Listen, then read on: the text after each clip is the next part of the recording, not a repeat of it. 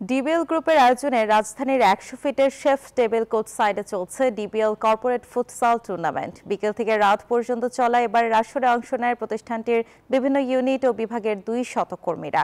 কেউ খেলায় মগ্ন, কেউ সহকর্মীদের উৎসাহ দিচ্ছেন মাঠের গ্যালারি থেকে। ৩ দিনব্যাপী চলা এবারের আসরে ২টি গ্রুপে ভাগ হয়ে অংশ নিয়েছে প্রতিষ্ঠানটির ১০টি দল। রাউন্ড রবিন লিগ পদ্ধতিতে সেরা ৪টি দল খেলবে সেমিফাইনাল, আর আসরের ফাইনাল হবে ৭ নভেম্বর সন্ধ্যা ৬টায়।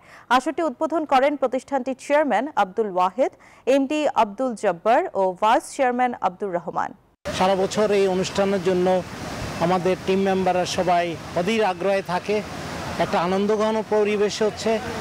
দেখা যাচ্ছে যে সবাই কাজের ফাঁকে, কাজের মাঝখানে থেকে তারা খেলাধুলা যেভাবে এর মধ্যে ইনভলভ হয়, আমি মনে করি যে mostly young people are in the company আছে, ইয়াং মিড এজ অ্যান্ড আমরা যারা সবাই আছি, আমরা একটা আনন্দঘন পরিবেশে থাকি। আমরা 2015 থেকে 15-18 পর্যন্ত আমরা চিটং ভাইকিংসটাকে আমরা ক্যারি করেছি। এবারও আমি তখন কিছুদিন আগে আমেরিকা ছিলাম। আমাদের ক্রিকেট ফেডারেশনের সিও সুজন সাহেব আমাকে কল দিয়েছিলেন যে বাবুল ভাই, আপনারা তো খুব ভালোভাবে আপনারা তখন পার্টিসিপেট করেছিলেন, আপনাদের বিশাল একটা সুনাম, আপনারা যদি এই সময় আসেন তাহলে আমাদের জন্য ভালো হয়।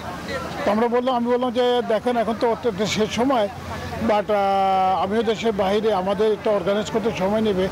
যাক, তবুও আমরা এখন নেই, ভবিষ্যতে হয়তো ইনশাল্লাহ আশা করি আমরা হয়তো আবার এই ক্রিকেটে ফিরে আসবো। যুক্তরাষ্ট্রের ১ নম্বর জিম চেইন গোল্ড জিম এখন আবারও বাংলাদেশে। বসুন্ধরা আবাসিক এলাকা ও বসুন্ধরা সিটি শপিং মলে